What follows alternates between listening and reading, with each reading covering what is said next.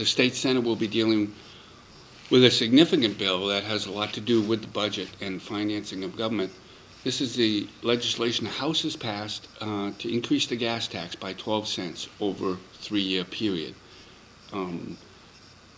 Senate Finance Committee Chairman Chuck Morse has indicated there's not going to be support to raise the gas tax. And I think this bill in the Senate is a dead bill walking. I really don't think it's going to go very far in the Senate.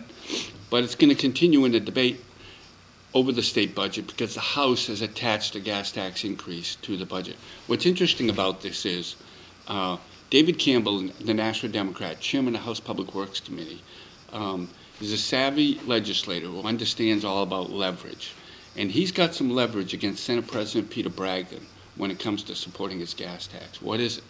This is a bill dealing with closing one Merrimack toll, one exit ramp in Merrimack. The original bill Bragdon wanted would have closed all 3 exit ramps that charge tolls for leaving the turnpike at all exits in Merrimack. Ultimately, the Senate settled on one exit, exit 12, the northernmost exit in Merrimack at Bedford Road. It's the one just before the Bedford Main Line toll booth. It generates the least amount of revenue of the 3, so it's the easiest one to close. Now, the House has always rejected this idea of giving Merrimack desperately what it wants. Peter Bragdon now has Merrimack in the heart of his state Senate district. He won in, last November his re-election, but in the primary he lost the town of Merrimack to a primary opponent, a Merrimack town councilor who ran against him.